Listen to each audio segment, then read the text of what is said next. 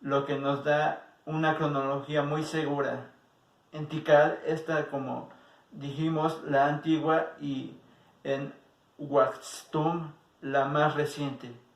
Hay un periodo intermedio en Petén. Distinguimos en la primera época 3 etapas. Desde el siglo IV al 7 después de Jesucristo encontramos ciudades que merecen especial mención. La cerámica de este periodo es muy característica y se conoce con el nombre de Tetzcoatl. En la segunda, el periodo más corto de los 3 y que apenas comprende un siglo, existió otra cerámica llamada Tepeu. La tercera, y el monte Albán. Los mayas del preclásico son posiblemente los pueblos que tuvieron mayor cultura en Mesoamérica. En numeración y calendario superaron a los aztecas e incas. Se extendieron por Campeche, Yucatán y Tabasco, Chiapas, Guatemala, Honduras y Quintana Roo, regados por el río Grijalba y el Usumacinta. Los lacandoneses actuales son descendientes de aquellas grandes civilizaciones, pero ahora están en franca decadencia. Los primeros pobladores fueron muy antiguos, tal vez de origen olmeca, pero la ascendencia maya corresponde a la época del cristianismo. Los premayas estaban muy atrasados y solo 1000 años después de Jesucristo comienza a aparecer entre ellos la agricultura, como también el uso de la cerámica. Cabe colocar en aquel entonces a la época neolítica contemporánea de la cultura de los 3 zapotes, que existe por el periodo del arcaico en 350 antes de Jesucristo. Está situado el verdadero periodo maya en Uxactún, Guatemala y el norte de Yucatán, cuando se construyeron las primeras pirámides y terrazas. La nueva cerámica chicanel es mejor que la mamón del periodo anterior. Primera época maya. La primera época maya va del siglo IV al 11 después de Jesucristo, y la premaya va del siglo IV, o sea, 350 años antes de Jesucristo, al siglo IV después de Jesucristo. No se sabe su origen, pero en Tikal, año 292 después de Jesucristo, se encuentra la primera fecha maya. Hay otro posterior, y desde esta comienza la historia de este pueblo. Hay en la historia maya 2 etapas bien definidas que corresponden a la antigua y nueva época, que no comprendida como dominio político, sino como desarrollo intelectual. Primera época arcaria y preclásica. Los datos más importantes nos los da la arqueología. Cada 20 años tenían la costumbre de construir estelas conmemorativas, lo que nos da una cronología muy segura. En Tikal está, como dijimos, la antigua, y en Uaxtum la más reciente. Hay un periodo intermedio en Petén. Distinguimos en la primera época 3 etapas.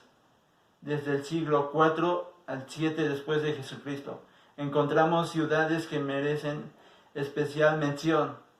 La cerámica de este periodo es muy característica y se conoce con el nombre de Tetzcoatl.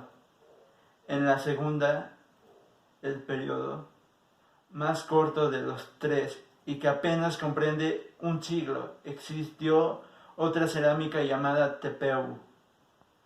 La tercera. La mercancía de los reyes.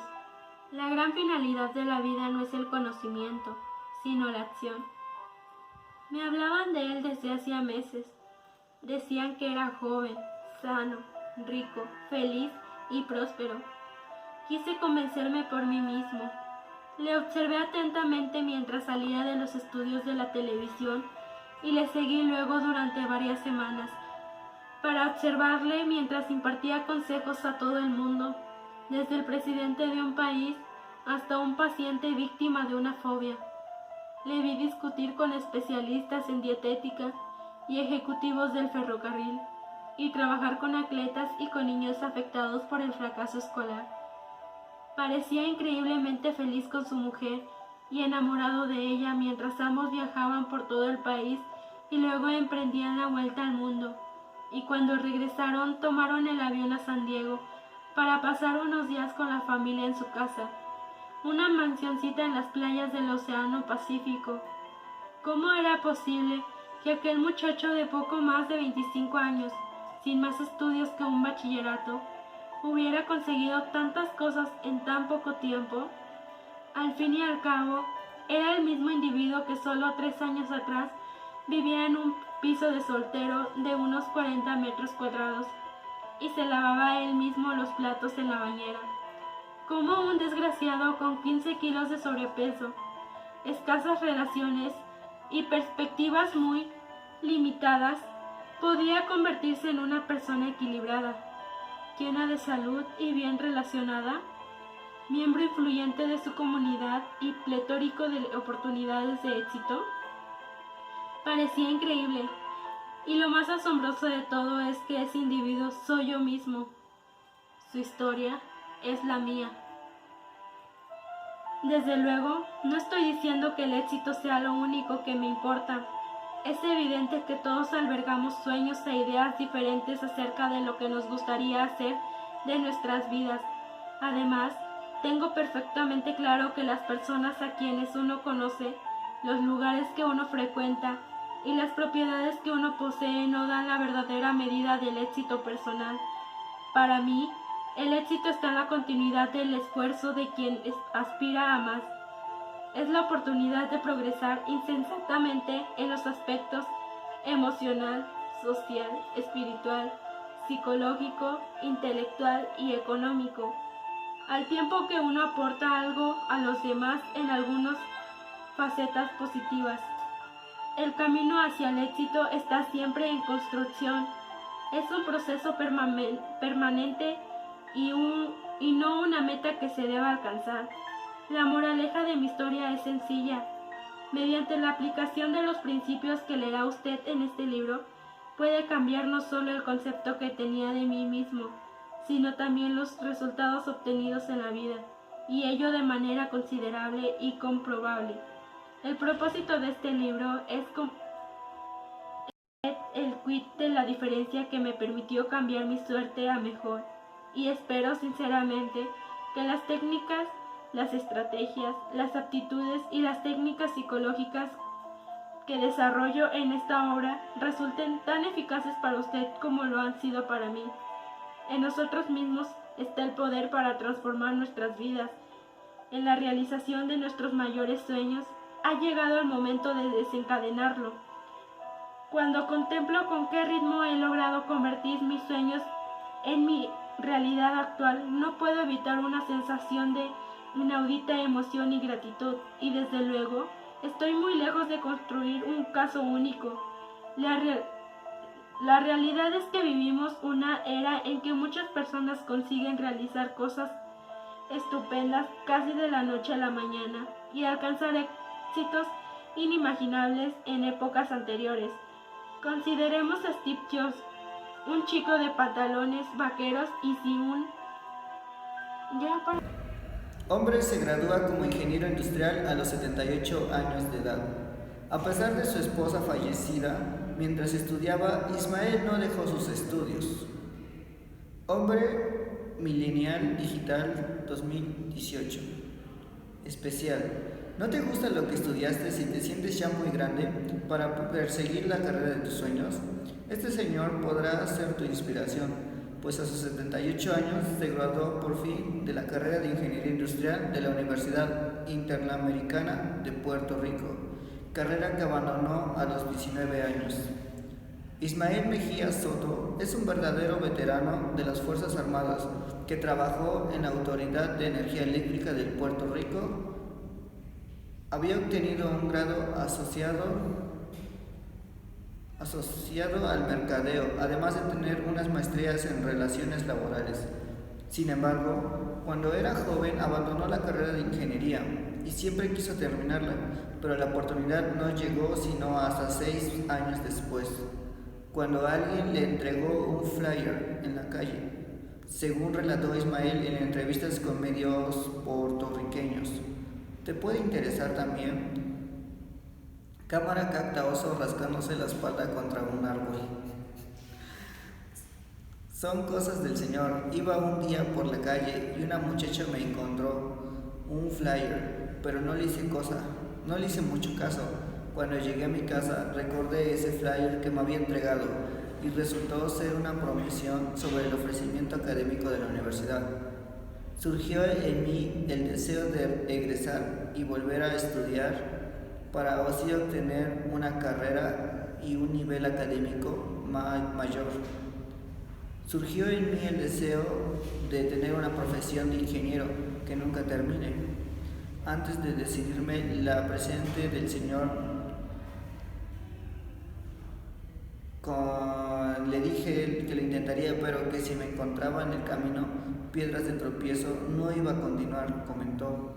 Sin embargo, mientras estudiaba, su esposa falleció y su hermana se mudó a vivir a la playa para ayudarlo. Aún así, no claudicó a su objetivo y tiempo después volvió a casarse con una maestra retirada a la que también apreció demasiado.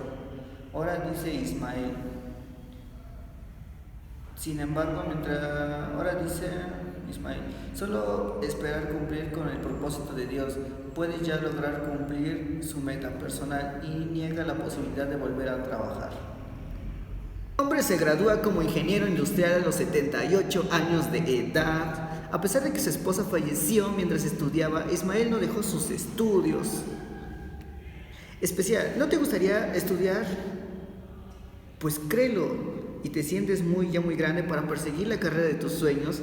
Este señor podría ser tu inspiración, pues a pesar de sus 78 años, se graduó por fin de la carrera de Ingeniería Industrial de la Universidad Interamericana de Puerto Rico, carrera que abandonó a los 19 años. Ismael Mejía Soto es un verdadero veterano de las Fuerzas Armadas que trabajó en la Autoridad de Energía Eléctrica de Puerto Rico. Había obtenido un gran grado de ascenso en la ingeniería electrónica y otro en el mercadeo, además de tener una maestría en relaciones laborales. Sin embargo, cuando era joven, abandonó la carrera de ingeniería y siempre quiso terminarla. Pero la oportunidad no llegó sino hasta hace 6 años, cuando alguien le entregó un flyer en la calle, según relató Ismael en las entrevistas con medios puertorriqueños. Cámara capta un oso rascándose la espalda contra un árbol. Son cosas del Señor. Iba un día por la calle y una muchacha me entregó un flyer, pero no le hice mucho caso. Cuando llegué a mi casa, recordé ese flyer que me había entregado y resultó ser una promoción sobre el ofrecimiento académico de la universidad. Surgió en mi deseo de regresar a estudiar y terminar la profesión de ingeniero que nunca terminé. Antes de decirme, le presenté al Señor mi deseo de volver a estudiar. Le dije que lo interpretaría, pero que si me encontraban piedras en el camino, no iba a continuar, él comentó. Sin embargo, mientras estudiaba, su esposa falleció y su hermana se mudó a vivir con él en la playa para ayudarlo. Aún así, no claudicó de su objetivo y tiempo después volvió a caerse de la maestría. Retirada a la que también apreció demasiado. Los 3 ojos de la serpiente. Vivía una vez un hombre tan pobre que pasaba apuros para alimentar a su único hijo. Díjole entonces Padre mío, estás muy necesitado y soy una carga para vos. Mejor será que me marche a buscar el modo de ganarme el pan. Diole el padre su bendición y se despidió de él con toda honda tristeza. Sucedió que por aquellos días el rey sostenía una gran guerra con un imperio muy poderoso. El joven se alistó en su ejército y partió para la guerra. Apenas llegado al campo de batalla, se trabó un combate. El peligro era grande y llovían muchas balas. El mozo veía caer a sus camaradas de todos lados, y al sucumbir también el general Los demás se dispusieron a emprender la fuga. Adelantóse él entonces, los animó diciendo: no vamos a permitir que se hunda nuestra patria. Seguido de los demás, lanzándose a la pelea y derrotó al enemigo. Al saber el rey que solo a él le debía la victoria, ascendió por encima de todos, diole grandes tesoros y lo nombró el primero del reino. Tenía el monarca una hija hermosísima, pero muy caprichosa. Había hecho voto de no aceptar a nadie por marido y señor, que no prometiese antes de solemnemente que, en caso de morir ella, se haría enterrar vivo en su misma sepultura. Si de verdad me ama, decía la princesa, ¿para qué querrá seguir viviendo? Por su parte, ella se comprometía a hacer lo mismo si moría antes el marido hasta aquel momento. El singularismo votó. Había ahuyentado a todos los pretendientes, pero su hermosura impresionó en tal grado al joven, que sin pensarlo en un instante, la pidió a su padre. ¿Sabes la promesa que has de hacer?, le preguntó el rey. ¿Qué debo bajar con ella a la tumba? Si muere antes que yo, respondió el mozo. Tan grande es mi amor que no me abreda este peligro. Consintió entonces el rey, y se celebró la boda con la gran solemnidad y esplendor. Los recién casados vivieron una temporada felices y contentos, hasta que en un día la joven princesa contrajo una grave enfermedad a la que ningún médico supo hallar remedio. Cuando hubo muerto, su esposo recordó la promesa que había hecho. Horrorizaba la idea de ser sepultado en vida, pero no había escapatoria posible. El rey había mandado colocar centinelas en todas las puertas y era útil pensar en sustraerse al horrible destino. Llegado el día en que el cuerpo de la princesa debía ser bajado a la cripta real, el príncipe fue conducido a ella. Al grito de «Cambio posas viejas por nuevas», el mercader recorrió las calles del pueblo, arrastrando su convoy de pintados carramatos.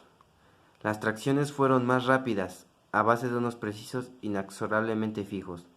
Los interesados recibieron pruebas de calidad y certificados de garantía, pero nadie pudo escoger.